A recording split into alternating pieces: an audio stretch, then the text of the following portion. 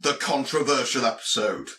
Yep, it's that time of the series again, where once again I show that I have an opinion of my own. Now, I love reading your comments, because a lot of you seem like a quite intelligent bunch, and you actually debate and discuss the movies that I talk about. Even when you don't agree with my opinion as a whole, many of you do sympathise with the arguments that I put forward. Of course, the controversial episode in the last series was Equilibrium, which has to be one of the most hotly argued videos ever put on the site. And while some of the comments were disheartening, there were others that debated the merits of the movie even if you liked it. Now, there are a fair few movies where my opinion doesn't side with the popular consensus. One of those movies is the 2008 Will Smith movie, £7. Now, this is probably an even more controversial opinion than Equilibrium. Looking at Metacritic, for instance, it has generally unfavourable reviews. On Rotten Tomatoes, it has a mere 27%. But, looking at IMDb, which is generally where you can get the public opinion, given it is a user-generated voting system, it has a quite high 7.6, with nearly half the voters voting an 8 or a 10. But even then, selecting hated it reveals numerous pages of negative comments. This is very similar to Equilibrium then, which was roundly panned by critics but had a very popular IMDb rating. What did I think? Well, I outright hated the movie, and I will passionately reveal why later. But for now, let's look at the film's history. Now, back in 2006, you may recall the Will Smith vehicle The Pursuit of Happiness, a true story that earned Will Smith a Best Actor Oscar nomination. However, Smith didn't win, and it's clear that Smith was gunning for that Oscar because he re-teamed with the same director for £7. £7 was kept under wraps prior to its release, with trailers giving away very little of the plot. Critics were stressed not to spoil the movie and allow audiences to discover the twists for themselves. But, as I will soon ask, was that to hide the preposterousness of the plot from audiences? The film starts with Ben Thomas, played by Will Smith, on the phone to emergency services, setting the grim tone of the movie. There's been a suicide. Who's the victim? I am. Dun dun dun! Whatever could have inspired him to get to that point? Well, let's follow the film back in time to find out. In 7 days, God created the world. And in 7 seconds, I shattered mine. Symbolism! Trust me, the religious allegories get worse from here. Smith lives in a dreamlike house on the seashore where he has an enigmatic list of people. You might have noticed that I'm using the word enigmatic quite a lot. That's because the film plays its cards very close to the chest through most of the movie. This will soon become incredibly annoying. Circled on his list is Ezra, played by Woody Harrelson, who he phones up and berates at a call centre. Have you tried the pork? Well, no, sir. I'm not much of a meat eater myself. No order for Ben Thomas. Are you blind? A blind beef salesman who doesn't eat meat. Have you ever had sex, Ezra? Thank you for calling Cheyenne Meats. You blind virgin Goodbye, coward. Mr. Say what Collins. you want to say. But he's actually very complicated because he reacts with horror at his outburst. What could it mean? Ken Anderson, Nicole Anderson, Stephen Phillips, Monica Freeman, Sarah Jensen. That was good, Will, but say it again. Go for that Oscar Gold! Ken Anderson, Nicole Anderson, Allie Anderson. Yes! Now that's an Oscar moment! At the IRS where he works, Ben looks up Emily Poser, played by Rosario Dawson. His car's driving on its own! Symbolism! He goes to visit her at home, but she isn't there, so he visits her at the hospital. He encounters her whilst riding in the lift and begins to stalk her through the hospital. But visiting hours are over, so he has to settle for staring at her hospital room. She wakes up and sees him, yet, doesn't call security for a weird man staring at her outside visiting hours. Will then sits in his car, in the rain, and broods. This is to show that he has a dark secret, you see. In flashback, we see that he worked in the aeronautics industry and he had a happy girlfriend. And then the flashback ends. I wonder what it means. Ben's brother calls. I'll talk to you later. When you were staying here, you didn't take something of mine by mistake, did you? And that's another hint that Ben might not be all that we think he is. What we think he is, however, isn't much, because we don't know anything about him. One of the problems with the movie is that Will Smith's character is a constant enigma. He is incredibly frustrating because he's a constant blank. Ben goes to see Stuart Goodman, who needs a bone marrow transplant, the following day to see him talking to a patient called Inez. I understand you refused to take your meds again this afternoon. Is that true? No. I wonder if he's such a good person. I cut the operating cost of this place over 17% last year alone. Got your new Beamer out front? No. Ben then talks to Inez, who discovers that Stuart isn't treating her very well. Don't treat people like that.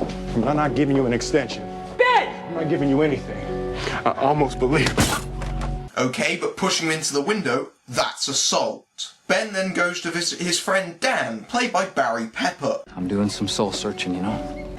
Don't do that. Do what you promised me. I will. By this point, you may have already put the pieces together. I know I had. Unfortunately, we're only a tenth into this 2-hour movie. Prepare for an incredibly boring ride. Ben and Emily meet again in the hospital cafeteria. You are being audited. I'm with the IRS. Were you in my room the other night? No, ma'am. I was not in your room the other night. Of course not, that would be creepy. That night, Ben checks into a motel and looks at a newspaper story of a fatal crash that killed 7. Emily gets home to find that Ben is already there, playing with her dog. That's not creepy either. Is that meat? No! No, no. He eats steamed broccoli and tofu. He's a vegetarian. Yeah, animals don't eat meat in the wild. Oh, wait. Do you have a moment? No. Actually, I have to take Duke for a walk. I'll go with you, if you don't mind. I do mind, you creepy bastard. Now get the hell off my property. I've been informed that you suffer from congenital heart failure.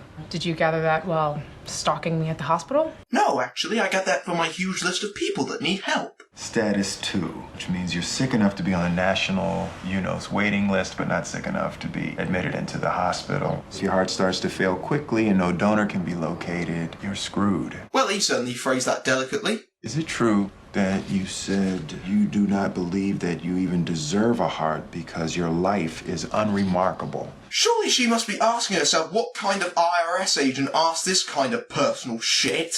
I don't know why I said that. Because the script is stupid? Unremarkable would be an upgrade for me, I assure you. You know, with only a few rewrites, you could turn this into a tense psychological thriller, with Ben coming off as more of a sociopath. Ben freezes the account, citing it as uncollectible. Ben then sits on the beach and broods, and we see that he has packed away all his possessions in his beach house. He then brings his box jellyfish into his hotel room. The first time I ever saw a box jellyfish, I was 12. I never forgot when he said that it was the most deadly creature on Earth. To me, it was just the most beautiful thing I'd ever seen. Why don't we just stick a huge sign that says, "This is important"?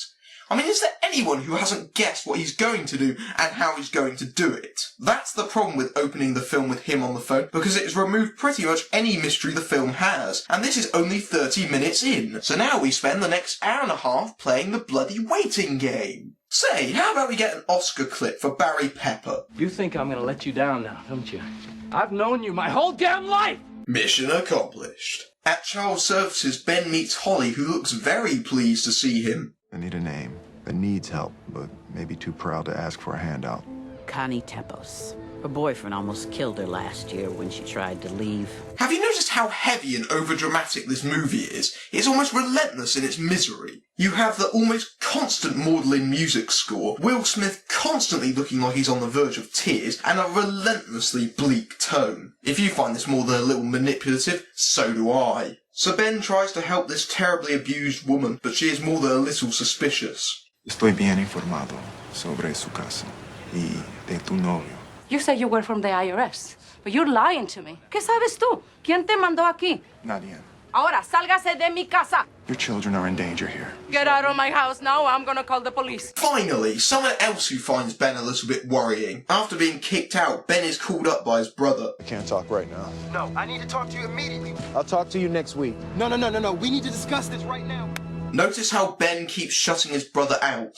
I find that very worrying. Ben then sits in his bathtub fully clothed. I think we've had enough subtle hints, thank you. We then see that Ben is donating something to a hockey manager. Why me?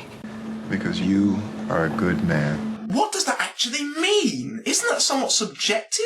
Elsewhere, Emily collapses as her heart starts failing. She calls him from the hospital. Do you ever think about dying, Ben? Every now and again. Emily asks him to tell her a story. He tells her about a boy named Tim who wanted to fly. Tim realized that he wanted to fly, so he dedicated his life to making spaceships. Ben works in aeronautics. You don't think he's Tim, do you? Ben then goes to see her at the hospital and sits beside her. You fainted because your heart was too weak to pump enough blood to your brain. It's enlarged and it's starting to shut down. Could this movie get any more miserable? It's bad enough that it's crushingly boring, but a little light relief would be nice. They give her a special pager that will go off when she has a donut. Ben agrees to take care of her dog. Hey, what the hell is that thing? It's a dog, just for one night. That, my friend, is not a dog. It's a goddamn horse. Let me know when you add a horse policy to the contract. That's right, you act like a dick to that motel manager, who's only doing his job. Connie, the abused woman, calls, crying for Ben's help. What if he finds us? He won't. What makes you feel so sure you don't know him? Stop it. Don't be weak. You know, Ben, there's a thin line between firm and hostile. Consider it crossed. Ben gives her his beach house. I hate to piss on one of the few happy moments in the movie, but how on earth is she going to pay for that thing? I mean, it doesn't look like she has a huge, well-paying job. Ben picks Emily up from the hospital. They chat, and amongst other things, Ben reveals that he was an MIT graduate. However, his temper soon gets the better of him. You ever been in love? Yes, but it ended. Well, seriously, Stop it. Emily tells Ben to leave, prompting Will Smith's Oscar moment.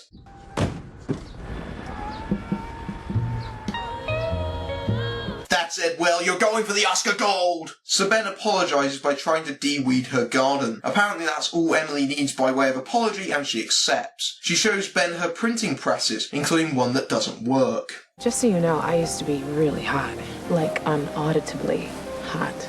Well, Rosario, you do look pretty hot still, even if the makeup team has made you look like a corpse. So romance blooms between the pair, and Ben shows his affection by breaking into her home in the dead of night and repairing a printing press using his engineering superpowers. Ben's way of affection is weird like that. Ben then gives his bone marrow to help a kid. How much longer are you gonna stay in my hotel? Actually, I was planning on dying here. Foreshadowing!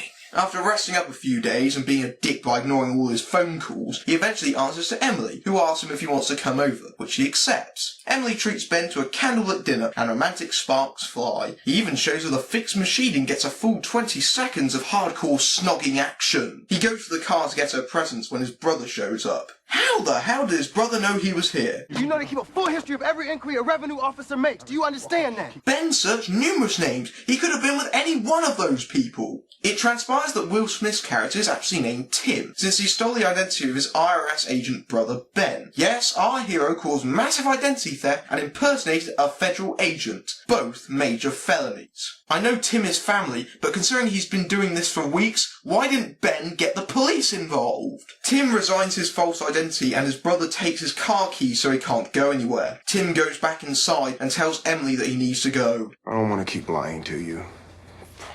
Strangely, she does not want elaboration on this statement, nor does she ask why he suddenly looks so distressed. In fact, she actually finds this all a bit arousing, and they go have themselves a bit of sex. Yes, sex with a woman with a failing heart.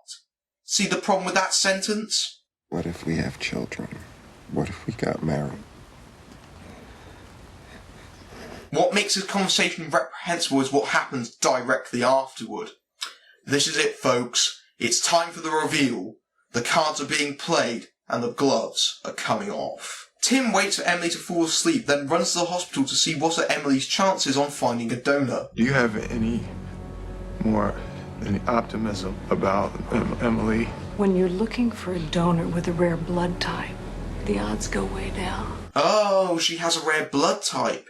Isn't it funny how that always happens in the movies? Tim calls Dan and tells him the plan's in motion before going back to his room. He calls Ezra, apologises for his actions, then fills the bath with ice and cold water. We're now back to where we were at the start. We flash back and we see Tim with his engaged girlfriend. He checks his BlackBerry and yep, causes the car crash that kills 7 people, including said girlfriend. That said, he does seem to be getting over that girlfriend, given he just had sex in a relationship. Tim gets in the bath before pouring the jellyfish in there with him. The jellyfish stings him and an orchestra goes into hysterics.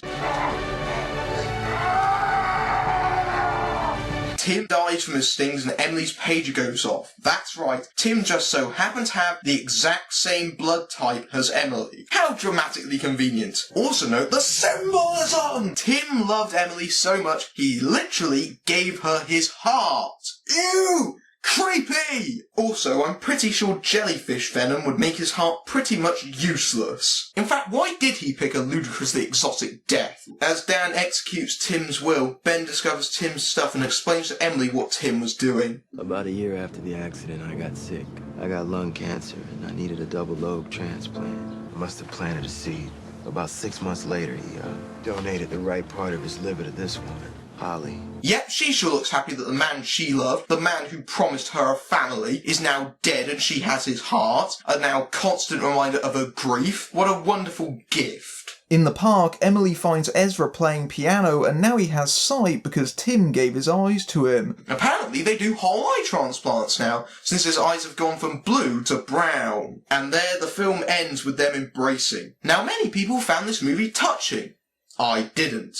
It struck a nerve. It's bad enough that the movie is severely boring because it's obvious what is going on. It's bad enough that the movie is so morose and miserable. It's bad enough that it's pretentious toss. It's bad enough that Will Smith himself is desperately Oscar baiting by dialing back his signature charm to trace levels and acting as mopey as possible. No, my real issue is with the film's message. Tim's sacrifice at the end of the movie is celebrated and he is made a martyr. I'm sorry, but I find that profoundly worrying. The movie is literally saying that suicide is okay as long as you donate your organs. What the fuck kind of message is that? Also, wouldn't you find it a little creepy that a guy who considers you to be a good person commits suicide so he can have his organs? That's so f***ing creepy that defies description. Do you think they would have accepted it if he told them? Of course not. Needless to say, the greatest justice was not only did it defeat Will Smith's undefeated #1 opening box office streak, but Smith didn't earn another Best Actor nomination. Maybe next time he should brood a bit more. I'm Matthew Buck, and right now I need a stiff drink. Jesus Christ.